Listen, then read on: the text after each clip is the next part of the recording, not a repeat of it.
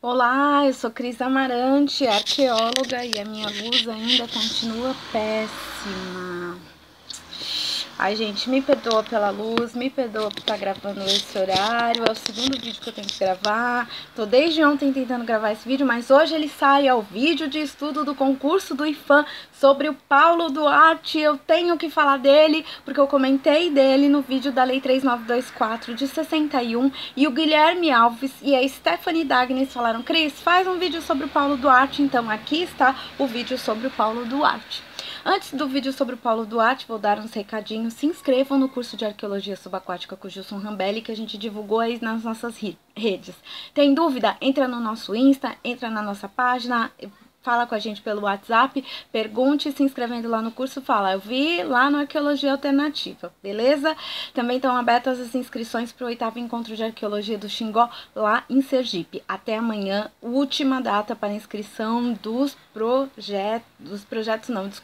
das apresentações de trabalho dentro do simpósios. Você ainda não se inscreveu? Se inscreve. Fica aí atento que tá aberto, sabe sul, sabe sudeste, sabe norte. Então, atente-se para os movimentos aí regionais e também vai ter um evento no Rio. Vão ter palestras aqui em Santos, inclusive eu vou dar palestra em agosto em Santos. Então, se atente aí que a gente coloca tudo isso nas nossas redes sociais. E voltando aqui pro Paulo Duarte. O Paulo Duarte tem a ver com o vídeo que nós fizemos da Lei 3924/61, também tem relação com a arqueologia pública e vamos entender ele dentro desse cenário da criação da lei. Também tem relação com um item aí do concurso que é o IFAM e o patrimônio cultural brasileiro, como que isso se desenvolveu essa relação. Então vamos lá.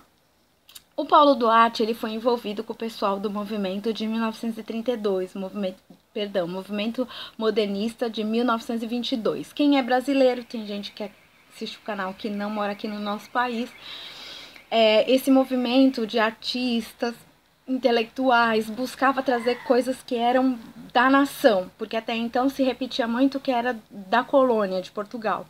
E aí foram procurar, fizeram expedições, foram para o sul do Brasil, para o sudeste, para Minas Gerais, para o norte, procurar quais eram essas manifestações culturais, essas coisas que vinham do povo, o que era de raiz portuguesa, o que era de raiz africana, o que era de raiz indígena, como que essas coisas se misturavam uma com as outras.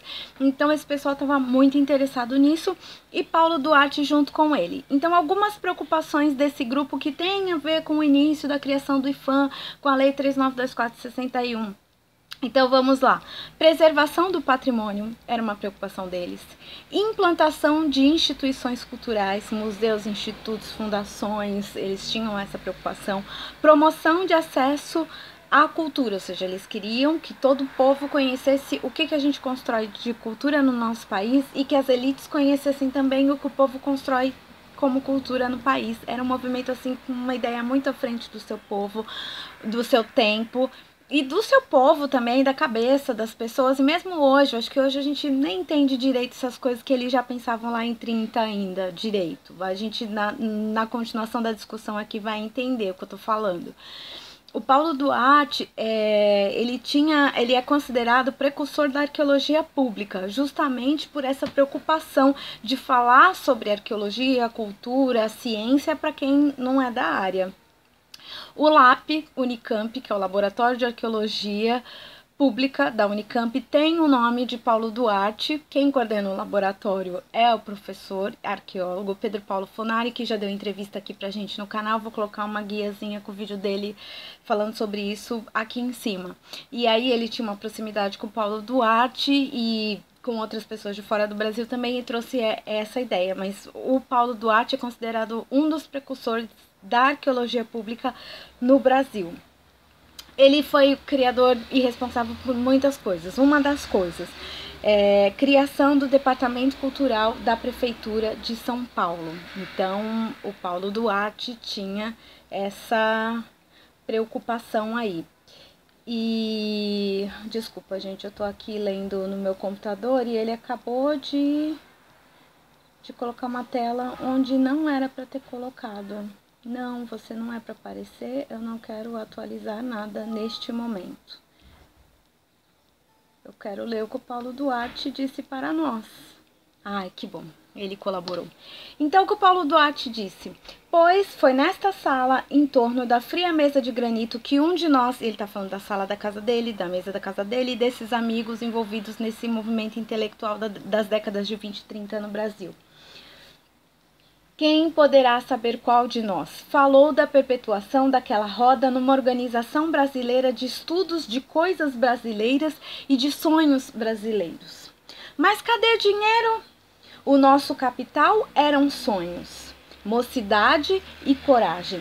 Havia quem conhecesse uns homens ricos de São Paulo, mas homem rico não dá dinheiro para essas loucuras. Quando muito, deixa para Santa Casa, caridade espiritual, jamais. Que testamento pinchou o legado para uma universidade ou para uma biblioteca? A nossa gente ainda está no paleolítico da caridade física. À vista de tantos argumentos, ficou decidido que um dia seríamos governo, só para fazer tudo aquilo com dinheiro do governo. E o Paulo Duarte disse isso lá na década de 20 e 30 e parece que ele estava dizendo isso hoje. Mas aconteceu uma coisa interessante. Ele virou deputado, político, foi para o governo, pessoas desse meio dele foram para o governo e executaram algumas dessas ideias, desses sonhos de mocidade que eles tinham na cabeça. O Mário de Andrade fez um manifesto, um documento que é uma das bases da criação do IPHAN, do Instituto do Patrimônio Histórico e Artístico Nacional, que você está aqui agora junto comigo, nós estudando para fazer concurso para sermos profissionais deste órgão aqui no Brasil, que foi idealizado por esse grupo que nós estamos estudando aqui agora. E aí, eles acabaram indo para o governo e fazendo coisas. Só que o Mário de Andrade, o projeto dele não foi implementado como ele pensou.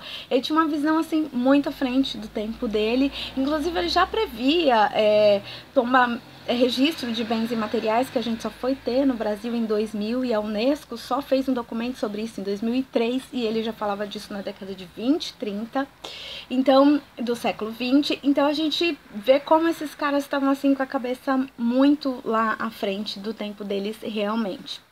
O Paulo Duarte também foi um dos responsáveis pela criação da Universidade de São Paulo. Poucas pessoas falam isso, mas ele é um dos responsáveis pela criação da USP, que hoje é conhecida como uma das maiores universidades do Brasil. Ele tinha uma preocupação grande, muito grande com a educação.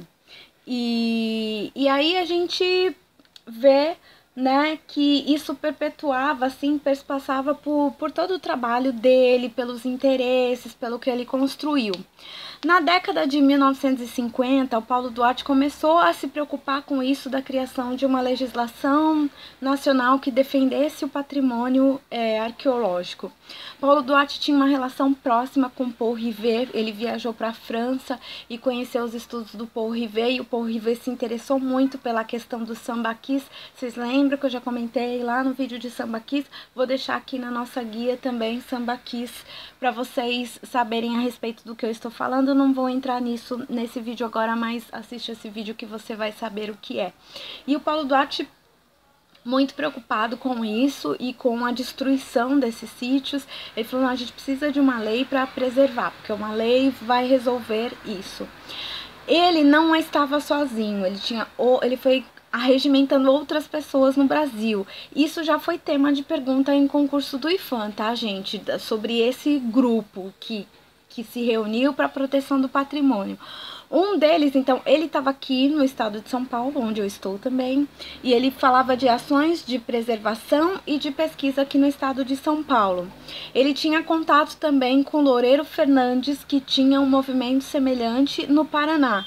E ele também tinha contato com Luiz de Castro Faria, você tá com seu caderninho do lado, anota esses 3 nomes. Paulo Duarte, Loureiro Fernandes, Luiz de Castro Faria, no Rio de Janeiro, que eles faziam esses movimentos regionalmente, mas a ideia era transformar isso numa preservação, numa proteção nacional.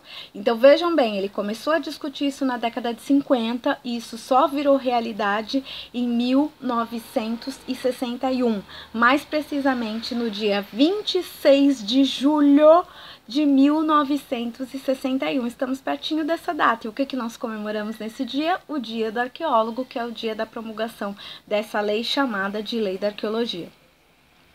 Outra coisa é que o Paulo Duarte foi responsável também pela criação do Instituto de Pré-História na Universidade de São Paulo. E o Instituto de Pré-História, depois ele se reuniu com outros acervos e hoje é chamado de MAI-USP, Museu de Arqueologia e Etnologia da Universidade de São Paulo. Tcharam! Então, Paulo Duarte, além de ter uma ligação forte com a criação da USP, com a criação da Lei 3924/61, também tem com o MAI, que é o Museu de Arqueologia e Etnologia da Universidade de São Paulo. E também tem uma ligação com o IPHAN, porque ele era amigo do Mário de Andrade, que foi um dos responsáveis pela criação do IPHAN. Então, entenderam a importância do Paulo Duarte, muito grande, era um homem muito influente, e ele me parece, pelas pessoas que falam e pelo jeito que ele escreve, assim, uma pessoa carismática, uma pessoa envolvente, e ele conseguia transmitir bem as suas ideias. Ele foi perseguido pelo governo militar do Getúlio Vargas e inclusive ele ficou exilado durante um tempo, foi quando ele foi para Paris, Paul Rivet, entendeu? E depois, quando ele volta ao Brasil, ele foi executando algumas coisas que ele tinha aprendido lá fora, discutido com outras pessoas também. Ele trouxe o Paul Rivet aqui para o Guarujá. Falando em Guarujá, eu estou em Santos, litoral de São Paulo, do ladinho, bem aqui do ladinho do Guarujá.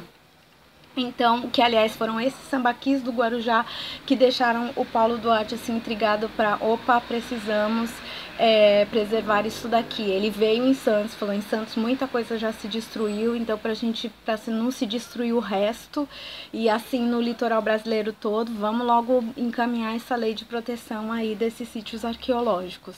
Então, a nossa região tem muito a ver com a criação da Lei 3924/61, viu, gente?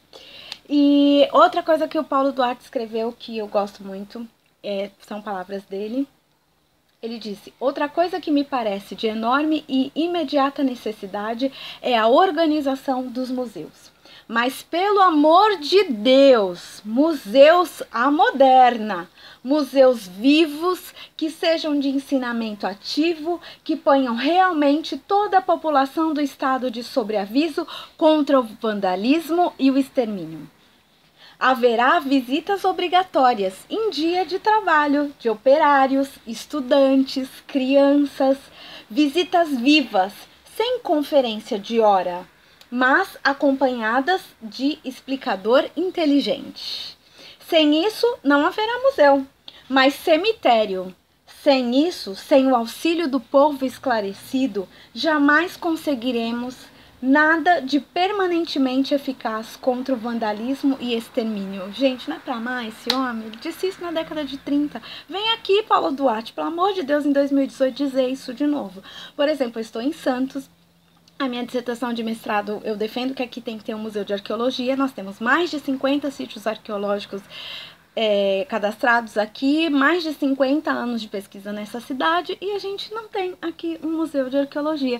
E na sua cidade, escreve aí no comentário do vídeo, tem um museu de arqueologia? Tem pesquisa arqueológica? Tem arqueólogo? Tem um instituto de pesquisa de arqueologia? Infelizmente, nosso país lá em 1930 já era a preocupação do Paulo Duarte, e a gente chega em 2018 com muitos avanços. Sim, a gente não pode negar, por exemplo, a gente tem um MAI-USP lá muito bem organizado graças ao trabalho dele, mas não é só, né, gente? A coisa tem que continuar. A gente vê aqui que ele sonhou muito mais que isso, e a gente ainda não chegou. Na minha cidade não tem um museu de arqueologia, na sua tem? Diga aí pra mim no comentário e a gente vai discutindo sobre essas questões. Afinal de contas, estudar para concurso, estudar não é só estudar para passar numa prova, é estudar para abrir a cabeça. Se a gente passar na prova, ótimo. Se não passar, a gente aprende e leva pra vida, né? Isso eu penso assim, por isso que eu não paro de estudar nunca.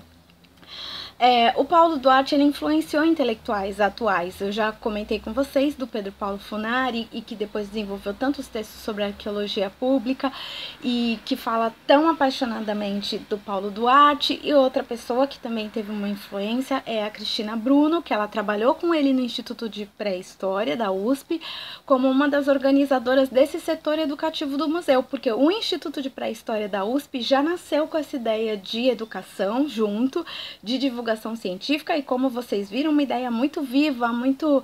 E depois, né, em contato com o pessoal lá do Sul, Loureiro Fernandes no Paraná e outras pessoas de Santa Catarina, Museu do Sambaqui de Joinville na década de 70, também já nasceu praticamente com o setor de educação organizada, porque veio dessas ideias aí do Paulo Duarte, o que é muito interessante na nossa área da gente descobrir, saber, conhecer e coisas positivas.